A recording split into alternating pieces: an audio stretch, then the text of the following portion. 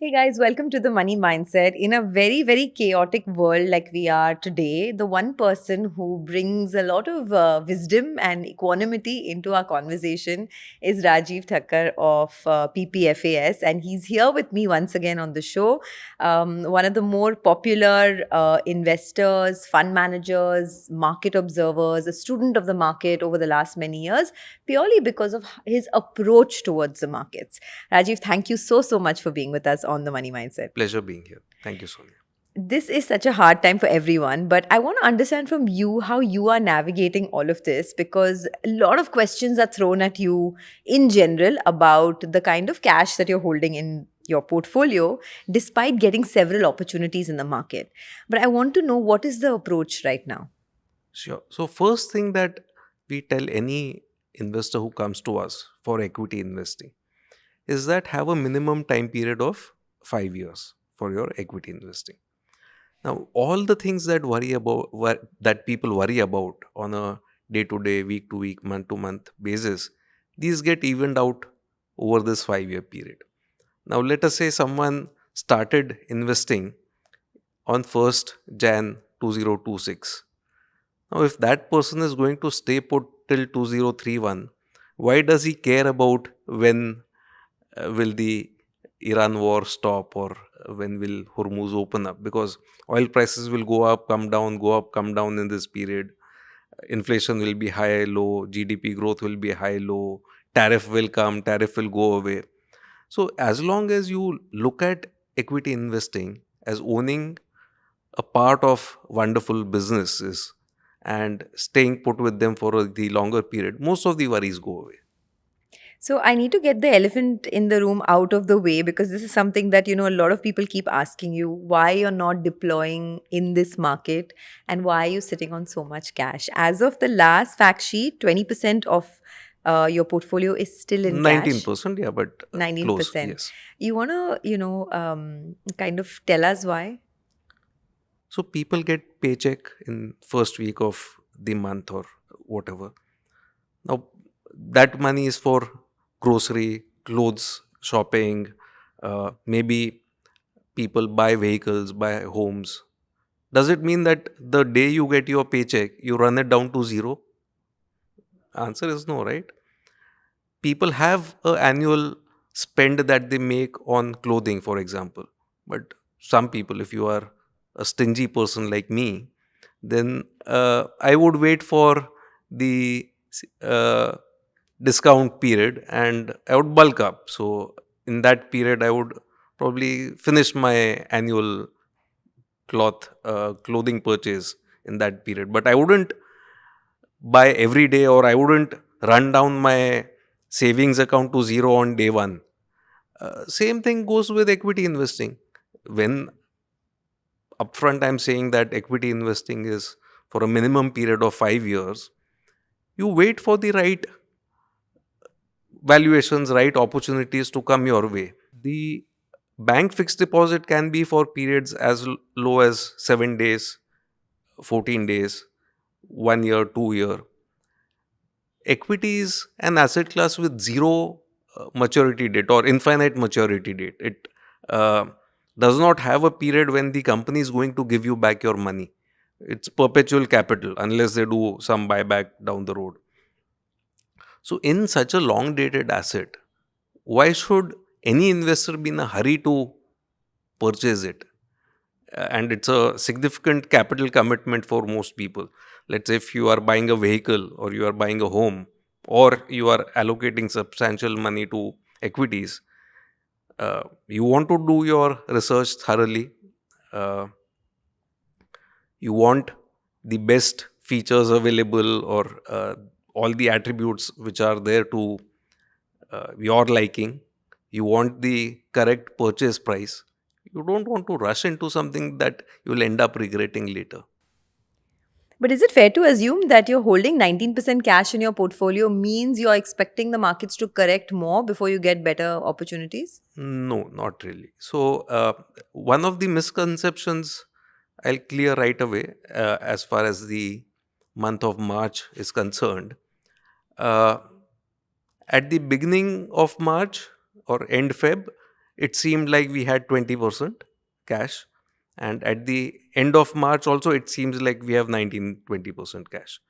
But that doesn't mean we did nothing in March, right? So what happens is, if beginning March you have 80 in stock and you have 20 in the bank account, which is cash, and market falls 10%, your 80 goes down to 72, right? So your cash automatically goes up without you having done anything.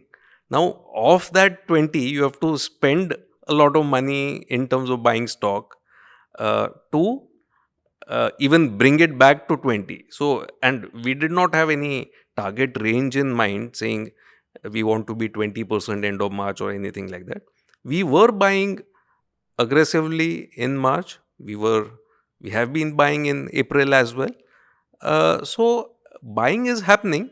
It's just that we don't want to run down the cash just because it's there in the bank account, and we will buy wherever uh, there are opportunities. So in some cases, what happened was our buying was going on. We got partial fills uh, in the purchase orders that were running, and then there were these ceasefire related announcements, etc. So market moved up a bit, and we got partial fills in some of the purchases. But yeah, if not stock A, we could get opportunity in stock B. We will buy whenever there's an opportunity. I have zero idea what market will do in terms of overall index levels, etc. Sometimes opportunities come in individual companies, sometimes opportunities come in a sector, whether rightly, wrongly. One of the private sector bank sold off last month. We felt that it was more sentimental impact, and longer term, it may not impact the prospects of the organization so much. Only time will tell whether that reading is right or wrong. So we were buyers over there. IT services have sold off given the fear around AI and automation that is there. So we have been buyers in that space. The entire market need not crash for us to buy.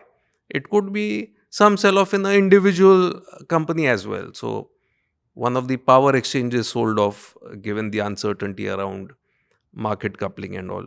We were buyers a few months back in that space. So it's not a view on what is happening into geopolitics, whether the index overall will come down or not. It's surely not that. I want to actually take this one by one. I have many questions on the buying that you've done recently in private sector banks as well as in IT. But before that, I know you don't like to predict which way markets are going. But for someone who, like we were discussing, right, for an average 25 or 26, 27-year-old, he or she has not seen any big bear market. And the global financial crisis was such a long time back that this 25, 27-year-old would have been 7, 8 years old at that point in time. So how should they approach this? Because see, nobody knows if this could be a protracted bear market or a time correction that could last for many, many years.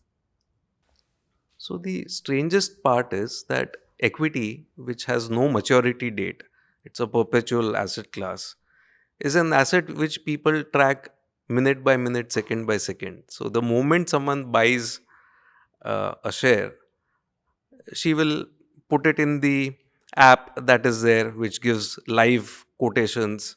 Quantity multiplied by the market price will give you the current realizable value. And if it goes down after your purchase, you get restless. And that up and down creates that thrill or dopamine hit or whatever. Uh, Whereas people will buy jewelry or people will buy gold coins, put it in the locker and pass it generation to generation. People buy their primary residence or even investment properties, not look at it for 30 years. People will buy insurance policies as investments, again for multiple decades. A 25-year-old joining the workforce, if that person retires at 60, will have 35 years of EPFO contributions or NPS contributions. I don't know why people have such a short horizon for equity investing. Uh, when I joined the equity markets, timing was such that for almost a decade after that, equity indices went nowhere.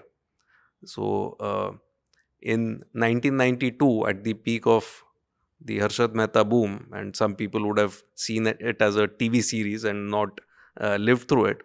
BSE Sensex was 4,200 or thereabouts. This is 92. 2003, which is after 11 years, Sensex was 2850. So it can be very long. And this is not just one unique example that I've pulled out to make a point. US had a decade where the mainstream indices gave zero returns. 2000 to 2010, there were no returns in the US markets. Japan has had a long period where equity markets did nothing. China, despite being such a fast growing country, so people say, oh, forget about Japan, slow economy, aging population. We are the world's fastest growing large economy. Any valuation can be justified, or there's no way that equity cannot give good returns. But China has shown that you can have 3 to 4 decades of very high economic growth, as well as a stock market which gives you barely 1% return per year in dollar terms. So one has to be careful about what one is buying. One has to be careful about the valuation one is paying. And more importantly, time horizon has to be pretty long in equity. No, 100%. I completely agree with you because for people who have been through many market cycles, they would know. But for people who haven't, there's still a lot of disbelief, disillusionment. And, there is this growing narrative, and it's picking up a lot on social media as well, that India has now lost its edge when it comes to global investors, right? Global investors, there's a mass exodus of FIIs from India. Foreign investors rather buy into other markets purely because India doesn't have, say, an edge in AI, in deep tech, in large sectors. Also, there is slower growth, there's inflation. What would your argument be to that? Is there a degree of truth to this? I mean, just like honestly, and how does one look into it? All I'll say is this too shall pass. So there are periods where people coin acronyms, BRICS countries, Brazil, Russia, India, China, and South Africa. These are the countries which will do fabulously well. Then we get clubbed in whatever fragile 4 or fragile 7, and now people will say, oh, we have lost out on AI, etc. In India, we have always been a services economy, or our contribution has been in terms of application of things that other people have invented. Do we have our own operating system? Answer is no. Uh, Microsoft created the operating system.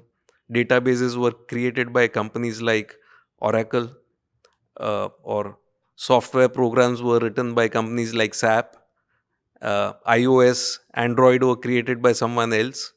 Our people were the people who wrote computer programs that use these operating systems, these databases, the mobile systems. Cloud computing, we are not cloud providers.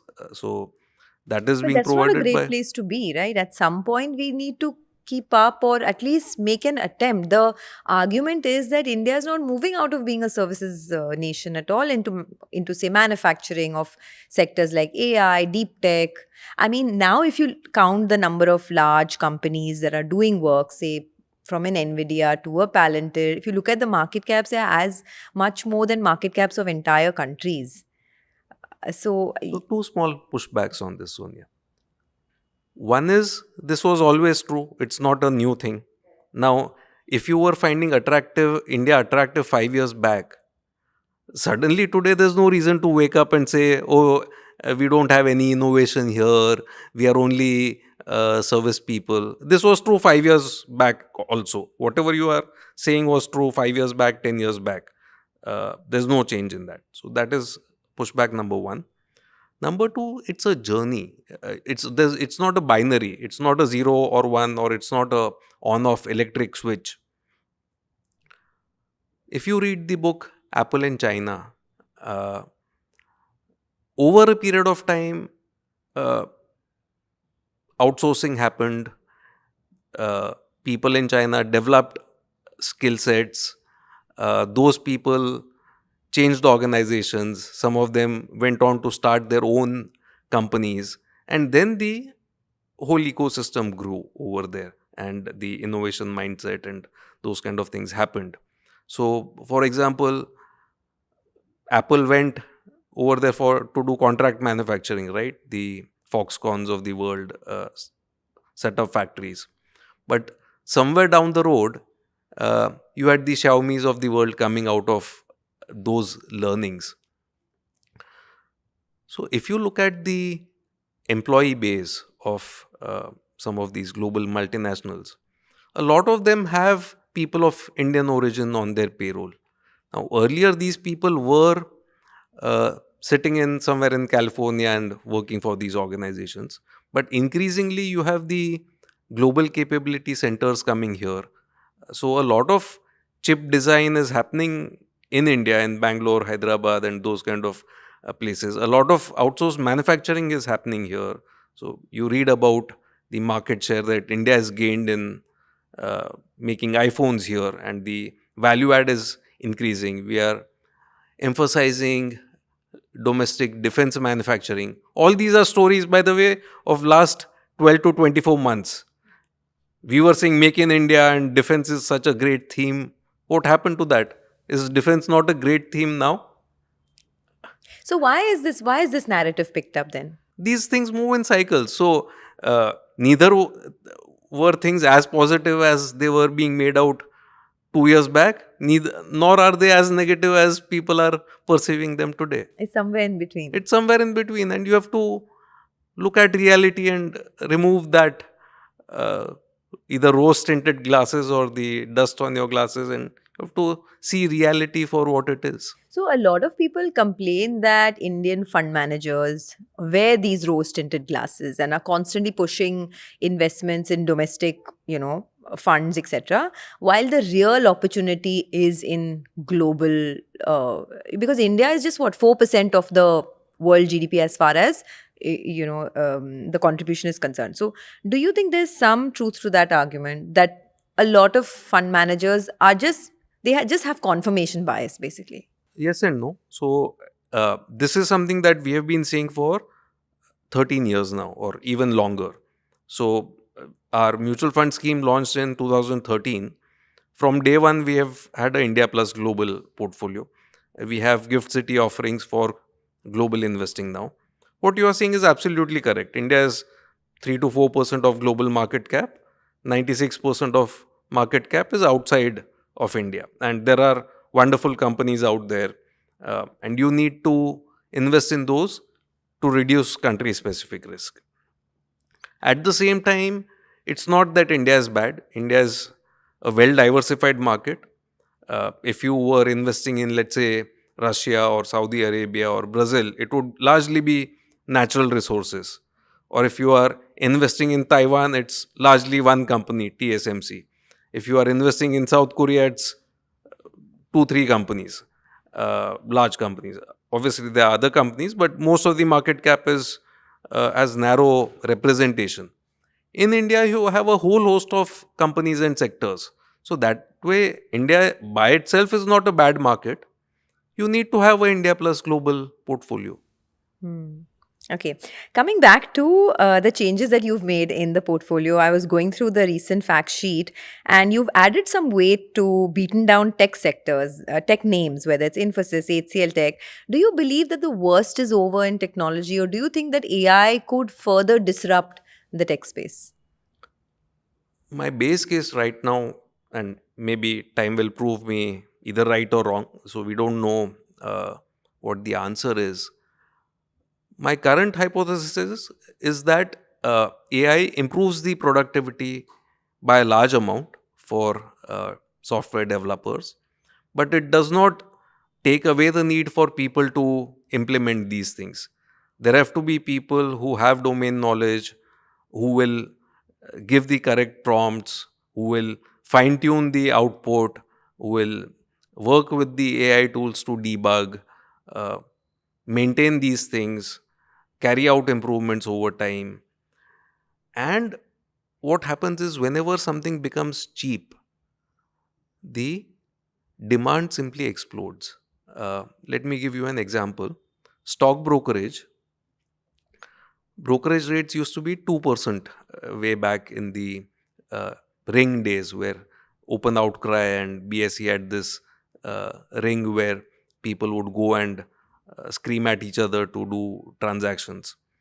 Today, maybe you pay 20 rupees per trade, or sometimes even zero. You just pay the demat charges, etc. But the volume has exploded. And today, single stock brokerage companies have market caps of 1 lakh crore plus, and there are quite a few of them. So, as compared to 30, 40 years back, rates have collapsed, total revenue and profitability has Gone up. increased. This is not one isolated example. You can look at cell phones, for example. Started with 16 rupees a minute. Uh, SMS would be 1 rupee or 2 rupees, whatever. And there was no data, no 2G, no 3G, no 5G. Today, there's a flat uh, amount that you pay to the cell phone company, and you can have as many calls as you want, liberal data limits. The pricing today is the same or lower than what it was. So the ARPU today would be whatever, 200 to 50 rupees. And when the cell phones were launched in mid 90s, people were paying 600, 700 or 1000 rupees per phone connection. Uh, and if you were a heavy user, even more. So when pricing came down, the volume simply exploded. So when AI is bringing productivity to IT services, people will find more and more use cases uh, to implement a lot of things that couldn't be implemented because of cost considerations or because of long timelines. A lot of those projects will start coming up. And like just yesterday, uh, there was this big thing about Anthropic releasing Yeah. Mythos. releasing Mythos, and it started finding vulnerabilities all across.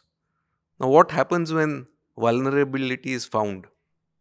Does it not increase the work of the data security people all across the world to make sure that all those things get patched? Now, it's a work that did not exist till 1 week back. Now, suddenly everyone is scrambling to patch up all their operating systems, browsers, applications. Does that not create more work? Fair point. It of course creates more work, but I think there's a two-part question in this. One, will IT stocks outperform the market? Because that is something that IT has not done. So even if the worst is over, right?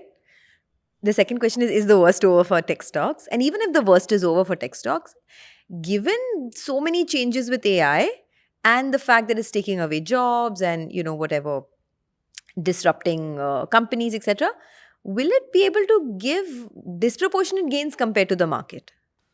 So let us say, again, I don't know what is your threshold level, but let me just put a random number. Let's say someone approached you with a good career offer, a salary of 5 crores a month. Would you take that? Probably yes, right? So 60 crores a year sounds a pretty reasonable salary. You think it's attractive enough, you evaluate it, you find out what work will require to be done and all that, and you sign up. But is there a guarantee that you will be the richest person, someone else will not get a 10 crore per month salary? No, you don't know what other things will do. So, is someone creating a Nvidia in India right now, which will beat all these IT services companies and will. So, see, a priori, I don't know which companies will beat the index. All that I can do is I stay away from things which I feel will destroy wealth on an absolute basis, or which will find it difficult to even beat bank FDs. And I go and buy things which look reasonably attractive from the medium to long term. Now, will my scheme be the number one performing fund in all India and all over the world basis? I don't know. Most likely not, because probability is against it. There are so many people competing for that. So, do IT services look reasonably okay at this time? They do to me. Will it? What else will do well? I have no idea. Yeah. Okay, fair enough. So that's on IT services. The other space that you've been aggressively buying into is private sector banks. And we just briefly spoke about HDFC Bank. But I want to understand the thesis over there, because HDFC Bank, if you look at the stock, it's down 20% in the past 6 months. Looks highly attractive from a long term standpoint. But I want to understand, what is your thesis on why you're bullish on private sector banks in general? And do you think the worst could be over? So, a lot of people are, let's say, bullish on housing. A lot of people are bullish on, let's say, auto. People say so much of infrastructure will get created in India, or um, we are encouraging small and medium enterprises. Now, whether on the personal front, auto loans, mortgage loans, cards, uh, mutual funds, stock brokerage, life insurance, general insurance, all this cannot grow without the bank parentage. And these banking groups have presence in all of these activities through their subsidiaries or directly. So they are present in credit cards, debit cards, they are present in forex remittances, they are present in uh, asset management, general insurance, life insurance, all of these things. I don't think you can have GDP growth without the banking sector growth. People talk about mutual funds and disintermediation of banks, etc. Fixed income disintermediation only happens for AAA names. Uh, Liquid funds can take money from general public or corporates and buy uh, NTPC or NHB or NABARD, those kind of names, and disintermediate. But after the bankruptcy of Island FS, after troubles in DHFL, ADAC Group, SL Group, now there's no market even for AA paper after the problems in a mutual fund, in the credit risk funds around COVID. Now there's no market for lower rated paper. So disintermediation of banks will not happen. A person going to the bank gets the DICGC cover, the government guarantee of 5 lakh rupees will be secure. Even if the bank goes bust, you are protected for 5 lakh rupees. So people have that trust in the banking system. Banks will be lenders to a whole host of sectors. NBFCs can go only so far. So there will be some niche commercial vehicle finance company or some gold loan company. But I don't think banking sector can be whisked away. And between private and public, is the worst over? Or so what has happened is public sector banks have gotten aggressive in lending to retail. So they have been bringing down pricing, and the uh, erstwhile market leaders in that space, the private sector players, are not willing to work below a certain price, which I think is very rational. One should not misprice risk. Uh, you have to account for credit losses and through a cycle, not only in the first 6 months, 12 months. I think those will mean revert in terms of the service standards, in terms of the public perception. I think mainly these banks have been gaining market share. So let's see. Was the decision also based on valuations? Because if you look at valuations now, price to book of HDFC Bank is 2 times. The 10-year average, I think, is about 3.8 times. Even Kotak, right? Price to book is around 2.2 times. So most of these banks are trading much cheaper than their 10-year average. Was that a big decision-making Valuation is a factor? big factor. Balance sheets are also clean. I think the only thing that people are not liking is that the reported growth numbers are not looking that great. But those things go through cycles. You will not have a situation where banking sector does not grow and economy grows. That doesn't happen. Okay, one final question on specific sectors, and then we'll move on to the overall markets again. I noticed that you're big on the energy transition theme as well. You've accumulated names like Mahanagar Gas, IGL. Tell us a little bit about that hypothesis. So partly the city gas distribution companies uh, are in a space where they are less polluting as compared to, let's say, diesel. Government has been encouraging it. Uh, there has been a sell-off around the geopolitical situation and where LNG uh, is in short supply, but the government has made sure that at least CNG for vehicles and piped gas for homes, uh, that supply is kept intact. And in fact, given the situation around LPG, the government has announced measures that there will be quicker uh, permissions for laying down pipelines. They are encouraging people to shift from LPG to piped natural gas. So, as such, these should see some increase in volume down the road. And valuations again have been reasonably cheap in these companies. So, like energy transition, are there any big themes that you're watching out for over the next 1 to 2 years where perhaps you've not deployed yet, but you're still, very bullish on? So themes are very easy to identify. You just have to look out of your window or look at the headlines and you'll figure what the themes are. That does not automatically make money for you. So if you were an investor in 90s, the big themes were private sector airlines, where the Indian Airlines was the sole aircraft operator in India, and you had all these jet airway kind of companies coming in. So you had Air Deccan, Air Sahara, Modi Luft, all these companies coming in, NEPC Airlines. All of them went bankrupt. Not a single one of that era survives. Cell phone companies were allowed to start operations. Most lost money for investors. So that automatically does not generate investor returns. You need some pricing power, you need balance sheet strength, uh, Some moat. you need some moat.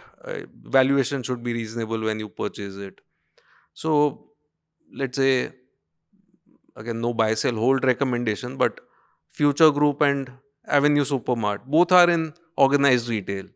One lost money for investors, one made money for investors. So, one has to be selective. So, themes are well known. So, organized retail has been a long standing theme. Now, layered on top of that, there's the quick commerce theme and food delivery theme, domestic manufacturing across a whole host of sectors, people who are getting PLI benefits, all those are beneficiaries, defense manufacturing locally, energy transition, all these are themes. But within that theme, you have to convert that to an actionable idea, an individual company which is investable. That's the challenging And part. a lot of these sectors, it's like a winner takes all kind of situation, also, eventually, right? There's like, it ends up becoming a duopoly, as we had discussed in the past as well, like with quick commerce, for example. Yeah, so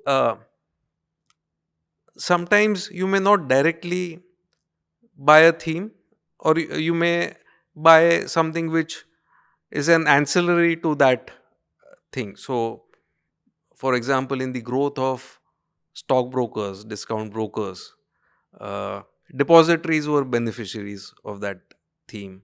And you have only two depositories, whereas technically there can be 200 discount brokers. There's no limit on number of discount brokers that can be there, but the nature of business is such that you probably will not have 200 depositories.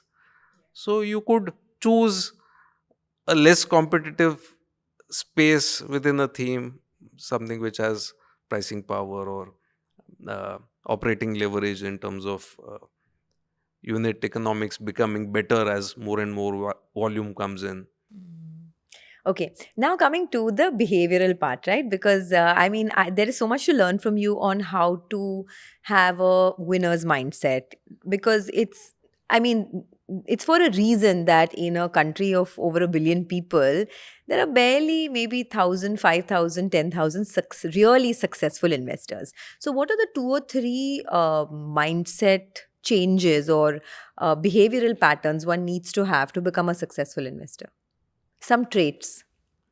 So again, to quote Charlie Munger and Buffett, they said that uh, so in Christianity or in Judaism, there are these seven deadly sins. So they said in most sins, the long term consequences are bad, but while you are committing them, it's a lot of fun. So, like if we ordered a lot of food and just gouged ourselves, that would be gluttony. Uh, we'll probably become obese down the road or something. But while you are indulging in that, that's giving a lot of pleasure. They say that there's only one sin which, while you are committing itself, you are miserable. So there's no upside to it, there's only downside, and which is envy. Uh, now, if you can get rid of this, uh, automatically it makes you a better investor. If you don't care about how rich your neighbor has got by buying the hottest thing going around, most of the problems are solved. So the biggest mistakes get made when you rush in to buy a asset class, or when you rush in to buy a particular theme or a stock after it has gone up significantly just because someone else has made money. I think if you can avoid that, most of the problems get solved. Second thing is, if you understand your own risk appetite, your own risk taking capacity, and then you give the appropriate time to those asset classes, again, that goes a long way.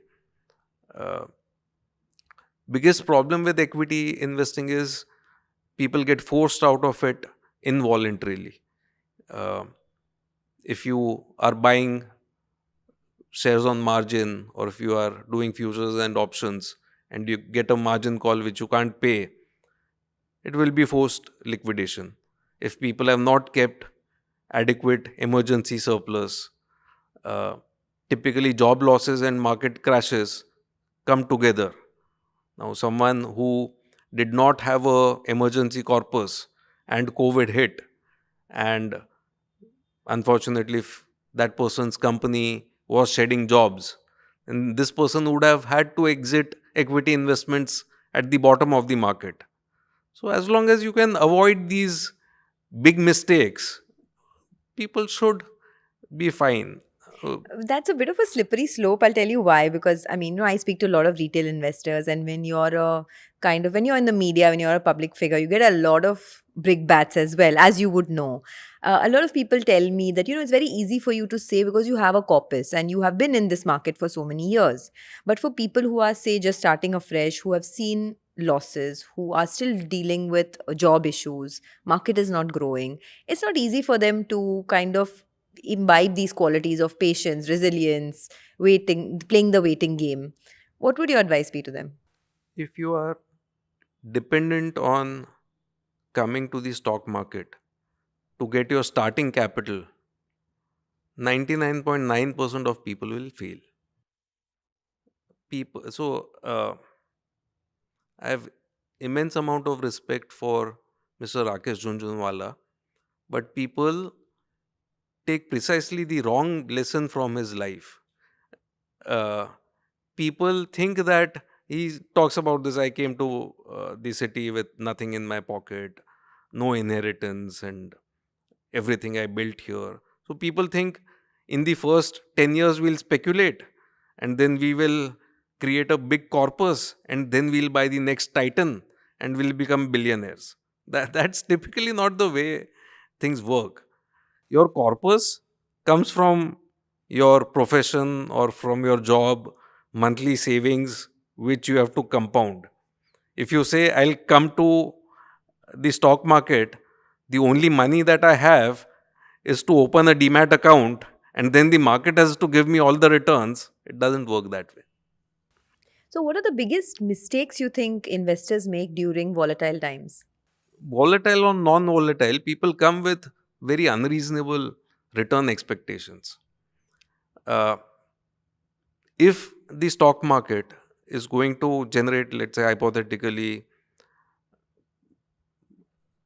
India will grow, let us say 6% and let us say 4% inflation, 10% nominal growth, or 12% nominal growth, whatever your base number is. Equity indices will give that much return at an aggregate level. Now, if market is giving 12 and if you generate 16, then I will probably earn 8. But when you average out, it will ultimately come to that 12. Now, there are people who have spent decades researching the market, who have servers located in exchange premises by co-location, who use huge amount of computing power to uh, analyze the news feed coming in and immediately have automated trading. There are people who employ sector specialists and analysts who cover various companies. Now, if you are a retail investor, you just open a demat account and you think equity market index level is giving 12% and I should somehow, just because I've come here, generate 20%. It doesn't work that way. I think that's the biggest mistake. If you are okay with getting market returns, you can simply go and buy a Nifty index fund, keep putting money every month, and it will compound over a period of time. To earn more than 12%, it requires skill set, it requires interest, and it requires time. All three are required. You cannot say I'll spend half an hour in a week just reading newspapers or watching financial TV, and that alone will give me more than market returns. Fair, fair. And I take your point on envy because I'll tell you, I come from a school of thought where I learned that you buy and you hold. Like, for example, with the PPFAS FlexiCap fund, I've been an investor for many, many years. Disclaimer there. I haven't sold any of my units, right? And it's worked for me. But today, when you wake up, there are people who say that the world order is changing so fast. There's AI, there's disruption. This buy and hold theory doesn't work anymore. Do you agree with that? And then it's kind of confusing for an average retail investor on when do you sell, when do you exit? So, in this room, there are three people. Let's say you are there, I am there, and the camera person is there, right? Let us say you are investing in the market in an index fund and you are a buy and hold. You will, by definition, get what the index will get. 12-14% over long term. Yes. Now, let us say I subscribe to this theory that world is changing very fast and AI and geopolitics and all that. And I and the camera person, two of us decide that we will not be buy and hold investors. We will keep buying, selling all the time. Now, two of us are the entire market. If I am selling, he'll be buying. If he is selling, I'll be buying. Our aggregate return before costs and taxes will be the same as the returns that you are making.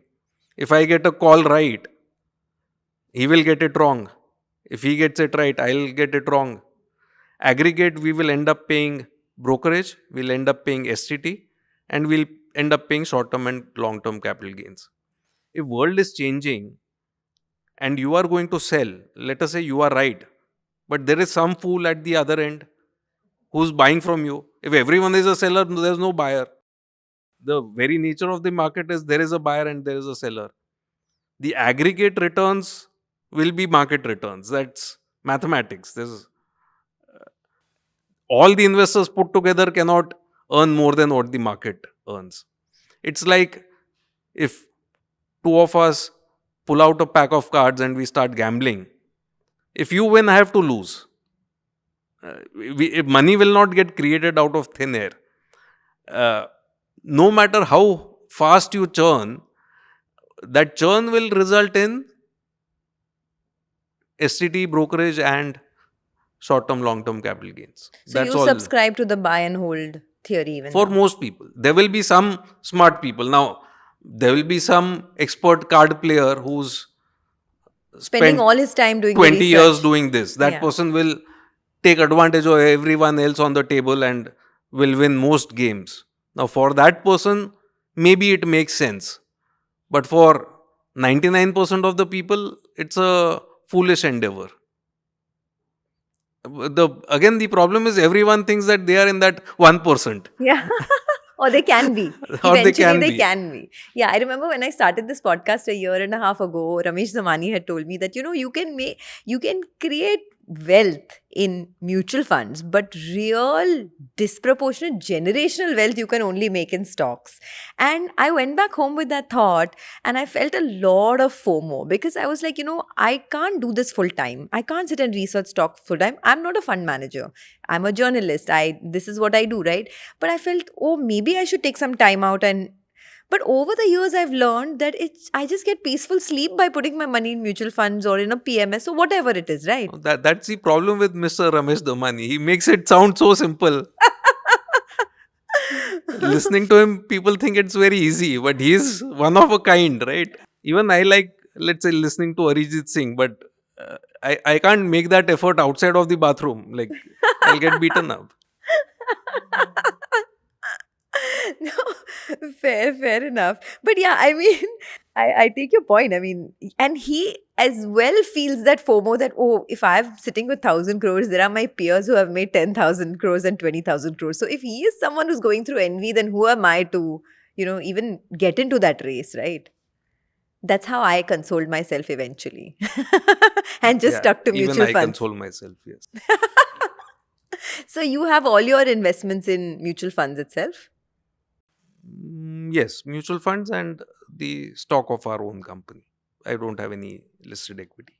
So, in terms of, because you have a lot of international exposure as well through your funds, through Gift City as well, if someone has 100 rupees today, what should the breakup be between international exposure as well as domestic? International, like, with mutual funds hitting their limit of $7 billion, and this was hit somewhere in 2022, 4 years back. Incrementally, mutual funds cannot give you international exposure in a meaningful way. So people have to use the LRS route to either buy global funds or buy funds from Gift City. That comes with its own challenges in terms of doing paperwork. There are some losses on account of remittance charges that banks impose, which can be pretty steep. So from that point of view, given the friction, uh, it cannot be very meaningful, but I think most people should have a minimum of 20-25% allocation to global stocks. Now it's also easier to do through a lot of platforms are there where you can buy directly into some of these S&P 500 ETFs, etc. Right? So you have platforms, but when you convert rupees to dollars, you still have to go to your banker. And even if it is an online process, people will charge 2 to 3% each way. So it cannot be used to uh, transfer money, quickly get it out, again transfer. So each transaction will cost you 3% as compared to close to zero in domestic investing. Hmm. Okay. Some final thoughts, and I want to come back to the first question I asked you about keeping 19% cash in the portfolio. And I'm sure it's not an easy decision because a lot of people must be coming at you saying, you know what, this market has fallen. Why don't you deploy, etc.? Why are you sitting with cash? If my money has to sit in cash in your fund, I'd rather just put it in an FD, etc., etc. How do you deal with that collective noise and take the path less trodden? So the communication to investors has been clear from day one, from 2013. So right now 19% is there. This is not the highest. We have been as high as 30%. This was in late 2017, early 2018 kind of thing. And this we have said and communicated clearly to people in the past as well. I think most people who make noise are not even unit holders. So we have 60 lakh customers and maybe 5-10 crore people in India obsess about our cash levels. Like, why do they care? Only people who have invested with us should care. And to those people, we have communicated that this will be the stance that we will take. If someone has invested with us in past 2 years, and let us say we have been 20% in cash, that cash has generated, let's say 7 and 7% for 2 years. Let's say it's generated 14-15%. Compare that with Nifty or Sensex. Those have been flat or slightly down, slightly up.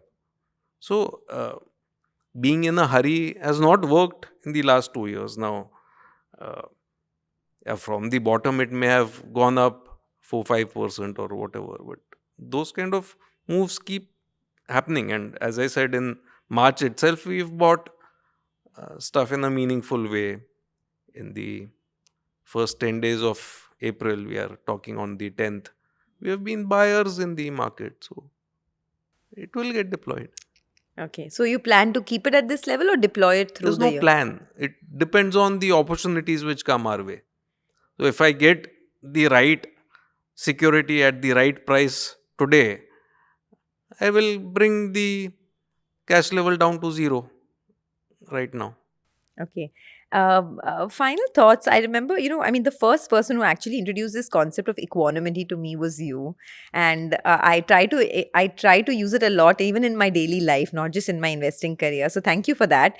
But and this is something that all the books, all the scriptures, whether the Gita you talk about, Krishnamurti, you talk about, all the spiritual gurus teach you equanimity. But in today's day and age, where there's so much external noise, it becomes harder to kind of implement, especially for the younger generation. So what would your advice be to them?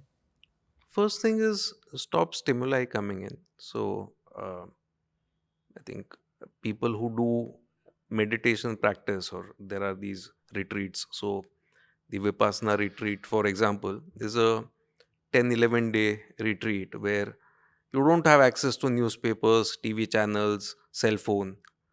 That very act of not checking what the news is right now or what is happening in the world, notification not being there, that itself calms down the mind. So people who are fully into anxiety, etc., just reducing the uh, number of hours one is connected brings down that anxiety level, brings a certain amount of calm. So we have been conversing for almost an hour now. In this hour, we haven't checked what's happening in the Strait of Hormuz. Now, this 1 hour is peaceful, right? If we are doom scrolling all the time, then that anxiety will be there. It's almost like meditation, right? Because you are in the moment and you're not kind of thinking about anything else, because you can't. You are in conversation with someone. So simple things, closing the eyes, focusing on breathing, not looking at the screen. Simple things go a long way, and people who are serious about this should consider meditation retreats, something like a Vipassana. Have you done Vipassana? Yes. Multiple times or just like once? Uh, I've done the longer retreat just once, but practice is there. Not as regular as one would want, but I do practice meditation. A lot of market people do Vipassana actually, I guess, just to manage the stress. Yes. Manish Chokhani, Mr. Vallabh Bansali, Durgesh Bhai, who introduced us. Our founder, Parag Bhai, was a practitioner. So, a lot of people are there. I hope to do it someday, but I just talk too much at the moment. So I need to first reduce that, and then I can go and completely be silent. So that is my problem. He spoke about Mr. Ramesh Damani. He was talking about one very successful investor, and he spoke about that investor by this modified movie title. He said, "Do aankhein, 12 kaan." So the movie title is "Do aankhein, 12 haath." But he said, "Do aankhein, 12 kaan." So this person sees and listens to what other people are saying, does not open his mouth at all, and keeps his thoughts to himself. So being a better listener has made him a great investor. Who is this? It was a private conversation, so Okay, I'll not okay. want to name the person, but basically he was trying to explain the importance of listening. Okay. Very quickly before we end, quick rapid fire, just 5 or 6 questions that I ask a lot of my guests. First one is buy, sell, or hold. What is your recommendation today? Selectively buy. Selectively buy. If you have 1 lakh rupees, where would you put it? Equity, gold, or keep it in an FD? Equity heavy, but some fixed income as well. Sector of the next 1 year? Difficult to say, but I think our largest investments are in private sector banks. Do you see a further fall in gold and silver after the 20% drop from the peak? No idea whatsoever. Any book recommendations, any podcasts, something that you're reading these days? We spoke about equanimity. I think something like Deep Work by Cal Newport would be interesting to implement. Deep work. Yes. Okay. Any asset class that will give you disproportionate gains over the next 3 to 5 years? I think I'm not sure about disproportionate, but in terms of predictability, I think people should look at REITs and InvITs. Oh, interesting. I did not expect you to say that. I thought you would say equities, but okay, REITs and InvITs. Okay, great. And finally, one lesson that you constantly remind yourself from any mentor that you've heard from or you've spoken to recently. Multiple ones. So, one obviously is the impermanent nature of things. So, not to get too perturbed when things are bad and not to get too euphoric when things are going good.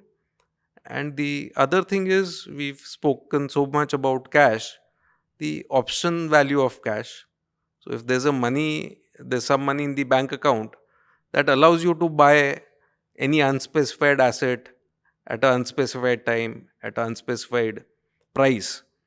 But you can avail of that opportunity only if you have money and liquid enough money. Uh, if you have zero bank balance and market crashes 50%, you can not do anything with it. So it's good to always keep some cash. So there are times when you should be fully deployed, but at other times when opportunities are not there, don't force yourself to deploy. Okay, Rajiv, it was such a pleasure speaking to you, as it always is. A mix of markets, behavior, emotional investing, how to stay away from, volatility, or how to ride volatility. But thank you so much, as always, for being on the Money Mindset. Thank you for the opportunity, Sonia. Thanks.